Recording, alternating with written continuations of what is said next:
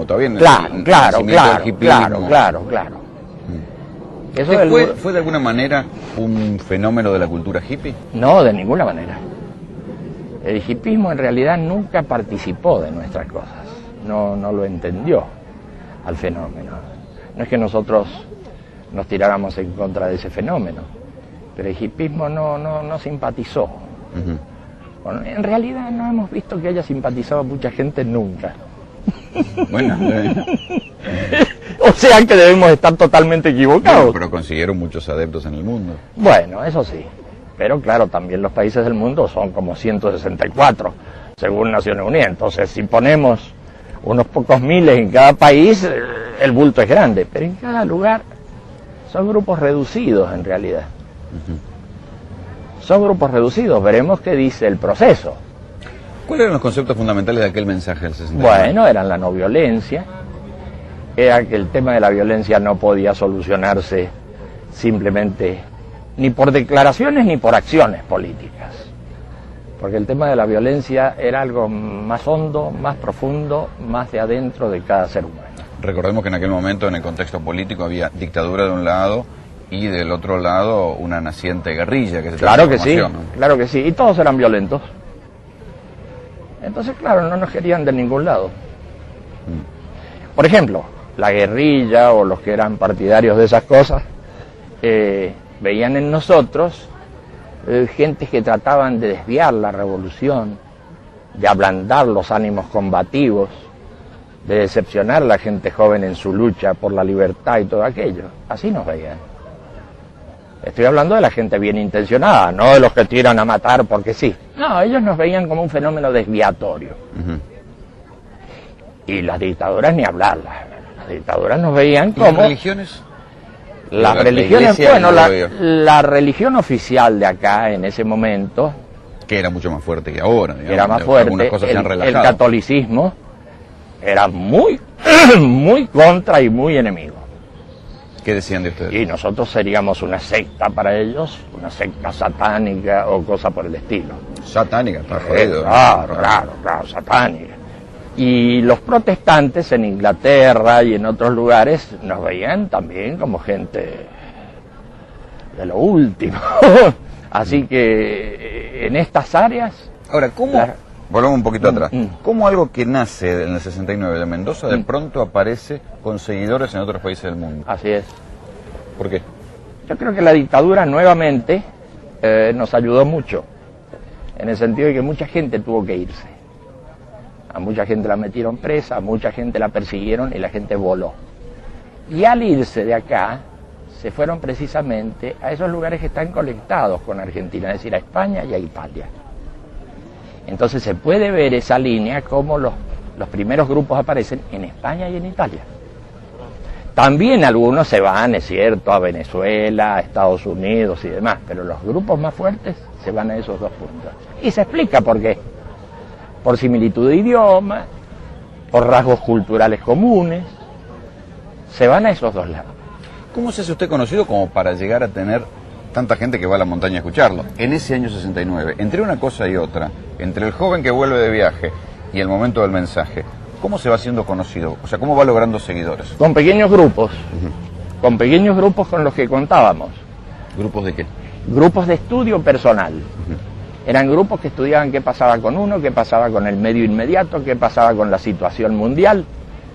Nos abocábamos a eso, pero cuando hablo de grupos, hablo de, qué sé yo, de 7 personas que se reúnen en un garaje, que era lo que hacíamos.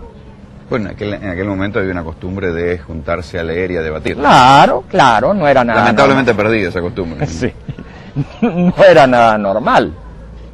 Y esa gente, si seguimos la línea, vamos a ver que estaba, ¿dónde? En Mendoza y en Chile, que está al lado. Entonces se formaban esos pequeños grupitos.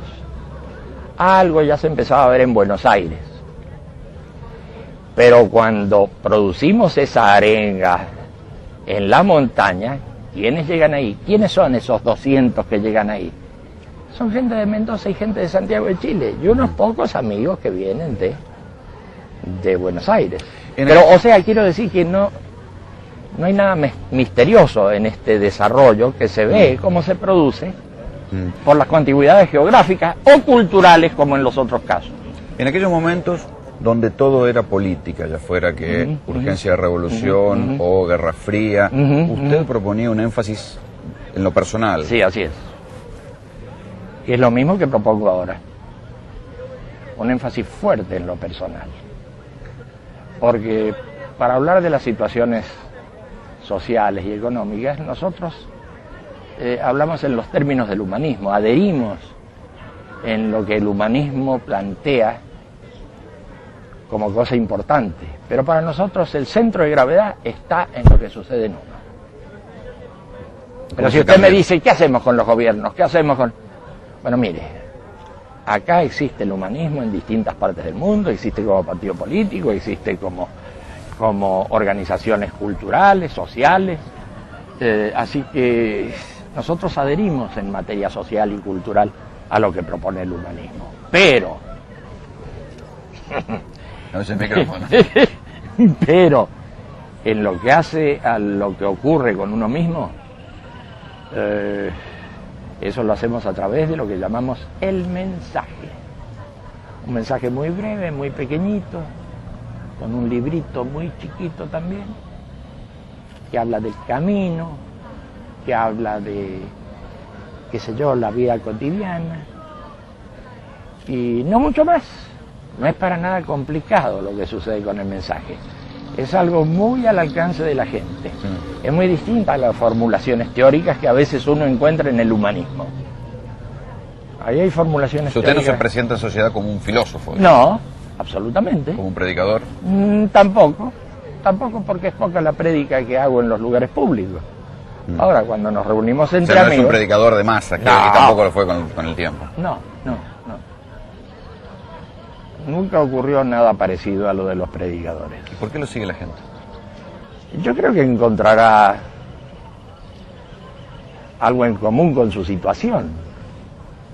No creo que sea por la fuerza del verbo o lo que yo presente como punto importante en mis explicaciones de las cosas. No, yo creo que es porque la gente tiene eso.